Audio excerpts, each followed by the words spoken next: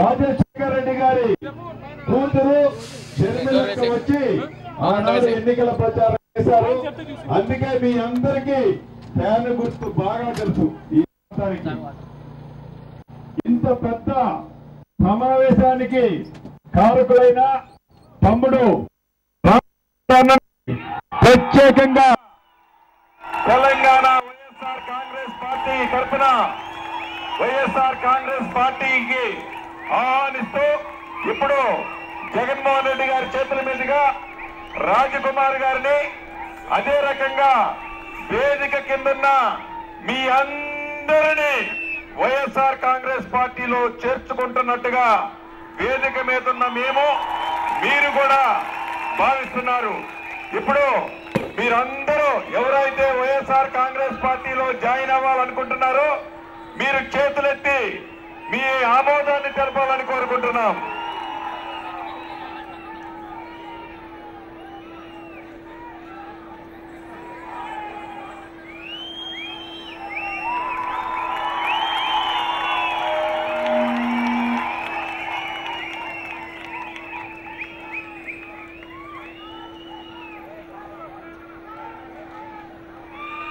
ఇప్పుడు తమ్ముడు రాజకుమార్ గారిని మిమ్మల్ని ఉద్దేశించి మాట్లాడవలసిందిగా కోరుకుంటున్నాను. నాతో పాటుగా మరి ఊకల్ హవేలీ ఎంపీటీసీ కాంగ్రెస్ పార్టీకి రాజీనామా చేసి వైఎస్ఆర్ సిపిలో చేరుతున్న సందర్భంగా మరి వేదిక నుంచి పిలుస్తున్నాం. అలాగే గీసుకొండ పిఎస్ఏ చైర్మన్ కోల రమేష్ గారిని కూడా వేదిక మీకు రావాల్సిందిగా కోరుతున్నాం. దయచేసి ఇవాళ ఇవాళ ఎంత సంతోషంగా ఉందంటే మనమంతా కూడా రాజశేఖర్ రెడ్డి కుటుంబంలో ఉన్నాము అన్న విషయాన్ని మీరు గుర్తుంచుకోవాల్సిన విషయం మీ అందరికీ మనం చేస్తూ ఉన్నాను. మనకు అన్నలాగా తమ్ముడిలాగా కొడుకులాగా అన్నయ్యలాగా ఉన్నటువంటి జగనన్న కుటుంబంలో మనం అందరం కలిసామంటే మీకు ఆమోదమో కాదని నేను అడుగుతూ ఉన్నాను. ఆమోదం అయితే గట్టిగా జై జగన్, జై జగన్. ఈరోజు మళ్ళీ ఈరోజు ఈ ఎన్నికలు ఎందుకోసం వచ్చినాయి అనే విషయాని కోసం ఇక్కడ మన సభ ఏర్పాటు చేసుకోవడం జరిగింది. మరి మనం ఇవి అధికారం కోసం వచ్చే ఎన్నికల, ప్రజల కోసం వచ్చే ఎన్నికల అనే విషయాన్ని మీరు గమనించాలి. ఒక రైతు ఒక నెలలో ఒక సంవత్సరానికి ఒక పాలెను పెడతాడు. ఆ పాలేరు సంవత్సరం మధ్యలో మరి పని మానేస్తే రాజ్ కుమార్ జిల్లా టైగర్ కావాలంటే రాజా రావాలి. అంతవరకు రాజ్ కుమార్ జిల్లా టైగర్ కాదు, మీ మిత్రుడు, మీ తమ్ముడు అనే విషయాలు మీరు అందరూ గుర్తుంచుకోవాలి. మనకు రాజా రావాలంటే ఈ రావణాసురుడిని పాలన పోవాలి. అయితే ఈ ఎన్నిక ఎందుకు వచ్చాయనే విషయాన్ని ఒక్క నిమిషం మీకు చెప్తాను.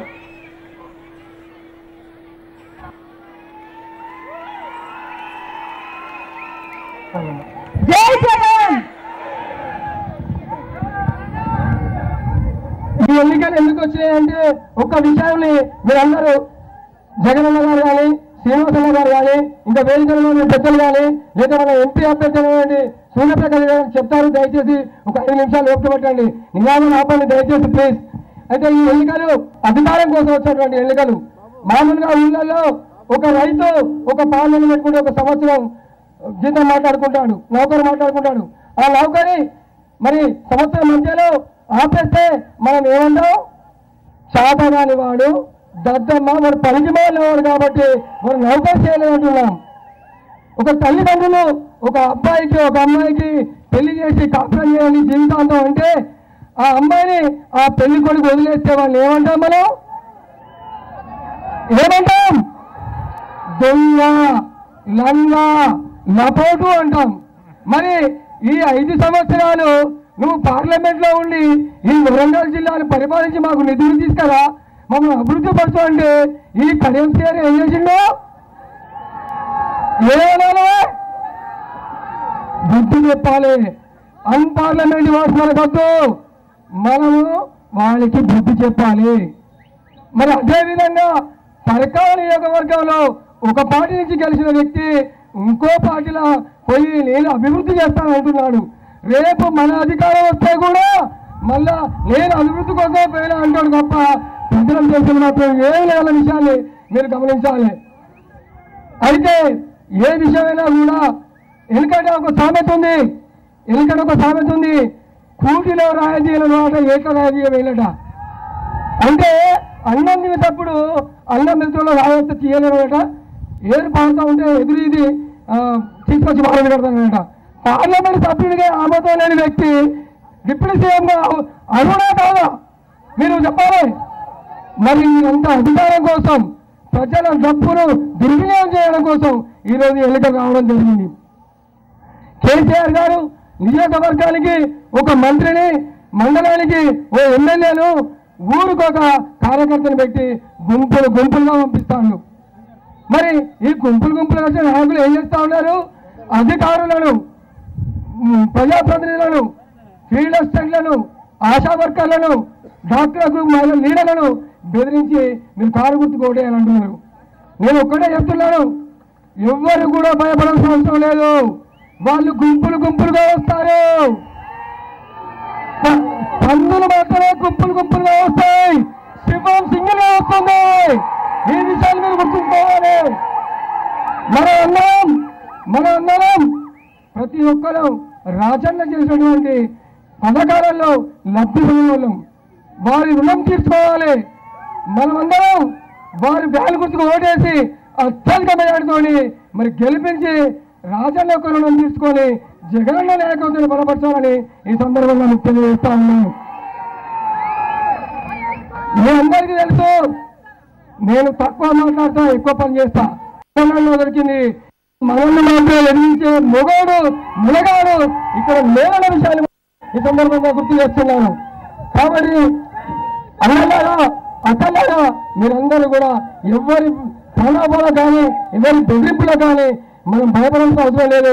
జగన్ నాయకత్వాన్ని బలపరుస్తాం. జై జగన్, జై జగన్, జై జగన్, జోహార్ వైఎస్ఆర్, జోహార్ వైఎస్ఆర్, జోహార్ వైఎస్ఆర్. సీఎం నాయకత్వం, సీఎం నాయకత్వం, సీఎం నాయకత్వం. నేను గుర్తుకే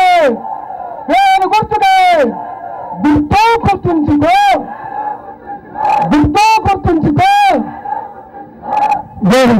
ఇక్కడికి వచ్చిన అక్క చెల్లెళ్లకు, అన్నా తమ్ములకు, తాత అవ్వలకు అందరికీ పేరు పేరున నమస్కరిస్తూ, ఏ విధంగానైతే ప్రజాప్రతినిధి సేవకునిగా ఉంటారో మన జగన్మోహన్ రెడ్డి గారు రుజువు చేశారు.